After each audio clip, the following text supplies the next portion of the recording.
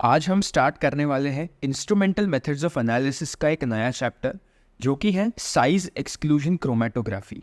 अब size exclusion chromatography इसको कई लोग जेल फिल्ट्रेशन क्रोमेटोग्राफी या जेल परमिएशन क्रोमेटोग्राफी के नाम से भी कह देते हैं, जो एक तरीके से सही है, लेकिन टेक्निकली देखने जाए तो जेल फिल्ट्रेशन क्रोमेटोग्राफी और जेल परमिएशन क्रोमेटोग्राफी दोनों साइज एक्सक्लूजन क्रोमेटोग्राफी के दो टाइप्स हैं।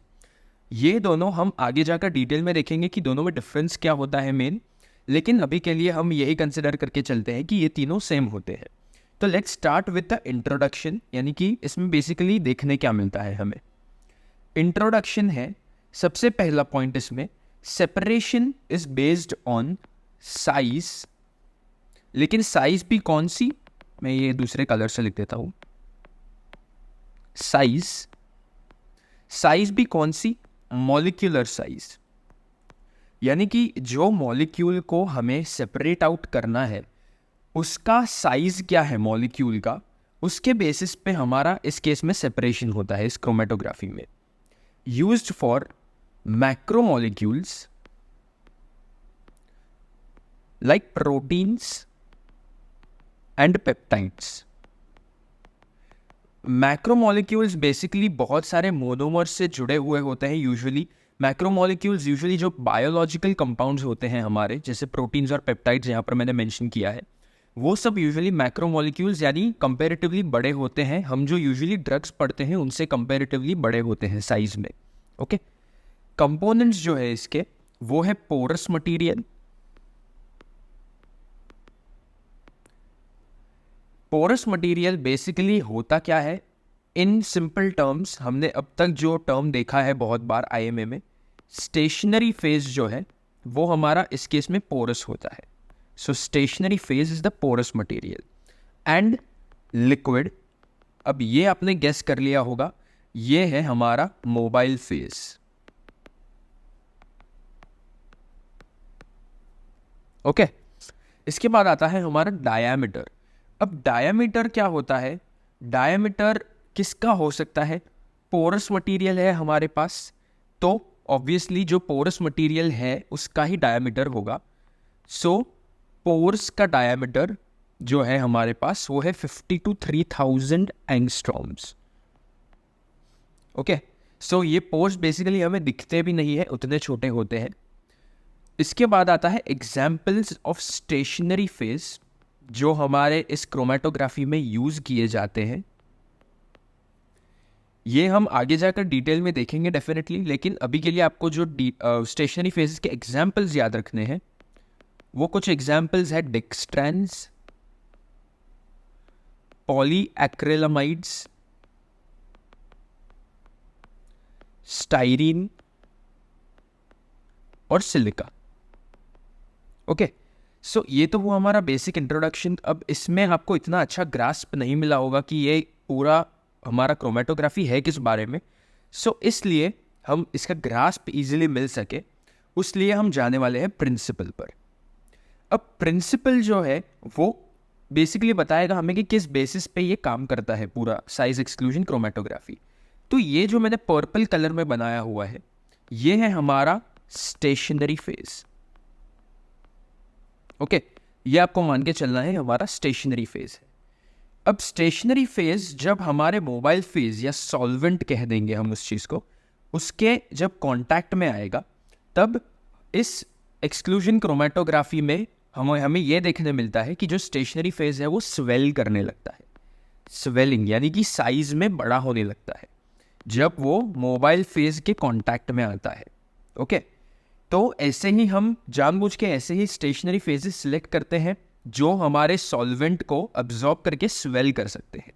अब इसके लिए एक बहुत इंपॉर्टेंट पॉइंट क्या है, एक बहुत इंपॉर्टेंट चीज़ ये होना ज़रूरी है कि हमारा जो स्टेशनरी फेज है ये कभी वाटर सल्यूबल या जो हमारा मोबाइल फेज है उसमें सल्यूबल कभी नहीं होना चाहिए, क्योंकि अगर वो सल्यूबल होगा तो वो उसमें घुल मिल जाएगा। लेकिन हमें क्या चाहिए, वो उस मोबाइल फेज को एब्जॉर्ब करे और स्वेल हो जाए। अब स्वेल होने से क्या होगा, हमारा स्टेशनरी फेज कुछ इस टाइप का होता है ये पूरी क्रोमेटोग्राफी में, कि स्वेल होने पर इसका साइज तो बड़ा हो जाएगा। ओके, सो साइज लेट से इसका बड़ा हो गया कंपैरेटिवली, लेकिन ऑब्वियसली जो मास है हमारा, यानी कि अंदर जो सॉलिड कंटेंट है हमारा स्टेशनरी फेज में, वो तो बड़ा नहीं होगा, राइट। सो अगर उसका सरफेस एरिया या साइज बड़ा हो गया लेकिन मास सेम है, तो हमें देखने मिलता है कि इसमें कुछ पोर्स बन जाते हैं। ओके, अब ये पोर्स कौन से हैं? ये पोर्स हमने यहाँ पर जो 50 to 3000 एंगस्ट्रॉम्स दिखाए थे, वही पोर्स है। और ये पोरस मटेरियल बेसिकली जो हमने बोला था स्टेशनरी फेज, वो यही है। ये स्वेल होने पर जो पोरस हमारा मटेरियल बन जाता है स्टेशनरी फेज, वो ही है। अब ये हमारा जो स्टेशनरी फेज है, स्वेल हो गया है जो पहले से, उसे हम बेसिकली डालने वाले हैं हमारे कॉलम में। ओके, अब कॉलम में डाला तो हम लेट्स से उसको ऊपर की तरफ से देख रहे हैं। ओके, कॉलम को अगर ऊपर की तरफ से देखें हम, या साइड से रादर, नॉट ऊपर की तरफ से, तो हमें पोर्स कुछ इस तरह से मिलेंगे। ओके, यानी कि ये पूरा खोखला हो गया है बीच से। ओके, यहाँ पर हम ऊपर से देख रहे हैं इसलिए हम यहाँ पर इसको ऐसे देख पा रहे हैं कि सर्कल्स हैं बीच में। लेकिन अगर हम इसको साइड से देखेंगे तो हमें दिखेगा कि ये पूरा बीच में से खोखला हो गया है, यानी कि इसमें स्पेस बहुत सारी है। ओके, ये स्पेस हो सकती है as we have already mentioned before 50 to 3000 angstroms. Okay, इतनी स्पेस होती है इसमें। लेकिन ये अभी के लिए बिसाइड्स द पॉइंट है, हम पहले प्रिंसिपल समझते हैं इस चीज़ का। तो लेट्स से हमने ये पूरा जो कॉलम है वो प्रिपेयर कर दिया, और इसके बाद हमारे पास आए दो अलग अलग टाइप के कंपाउंड्स। एक है साइज में बड़ा, एक है साइज में छोटा। अब कितना बड़ा और कितना छोटा? जो छोटा मॉलिक्यूल है हमारे पास, जो छोटा मॉलिक्यूल है वो इतना छोटा है कि ये पोर्स के अंदर से इजीली फिट हो जाए। ओके, तो हम उस हिसाब से हमारा ये स्टेशनरी फेज सिलेक्ट करेंगे जिसके पोर्स इतने हो कि हमारा जो डिजायर्ड कंपाउंड है, जो हमको सेपरेट आउट करना है फ्रॉम द मेन कंपाउंड, उसको सेपरेट करने के लिए बिग इनफ पोर्स हो हमारे पास। तो हमारा जो कंपाउंड हमें जो सेपरेट करना है आउट, यानी कि वो इम्प्योरिटी के फॉर्म में है हमारे पास, उसको हम इतना यानी कि वो कंपाउंड का साइज इतना होगा कि वो ये पोर्स के थ्रू फिट कर पाए। ओके, और जो दूसरा कंपाउंड हमारे पास आएगा, लेट्स से हमारा येलो कलर में जो कंपाउंड है, वो है हमारे पास हमारा डिजायर्ड कंपाउंड, जिसको हमें अलग करना है, जिसको प्यूरिफाई करना है। ओके, सो ये है हमारा डिजायर्ड कंपाउंड जिसे हमें प्यूरिफाई करना है। और लेट्स से ये है हमारे पास इम्प्यूरिटी। ओके, यानी कि एक कंपाउंड ही है इसमें, ऑब्वियसली ये जो ब्लू कलर में दिखाया है वो, लेकिन ये हम इम्प्यूरिटी मान के चल रहे हैं क्योंकि उसको हमें सेपरेट आउट करना है। इसमें अब होगा क्या, हमारे पास ऊपर से सॉल्वेंट कॉन्स्टेंटली आ रहा है।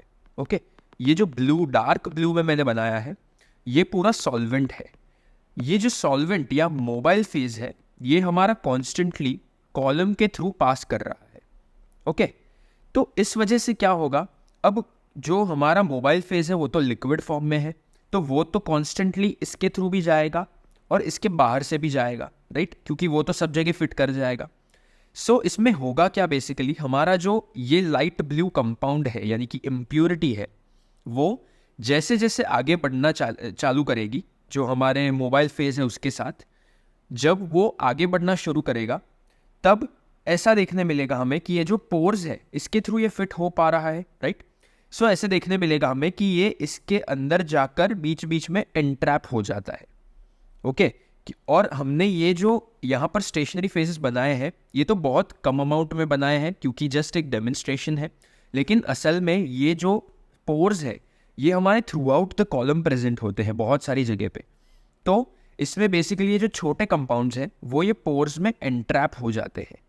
ओके, और इनका जो रेट है बाहर निकलने का, ये कॉलम के थ्रू जो बाहर निकलने का रेट है वो बहुत ही स्लो है, क्योंकि वो ये पोर्स में से फंस कर बीच बीच में अटक कर आ रहे हैं।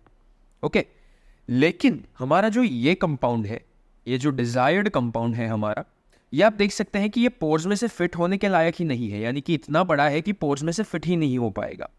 तो इस वजह से क्या होगा, ये डिजायर्ड कंपाउंड हमारा जो है यहाँ पर आकर टकरा कर साइड से चला जाएगा।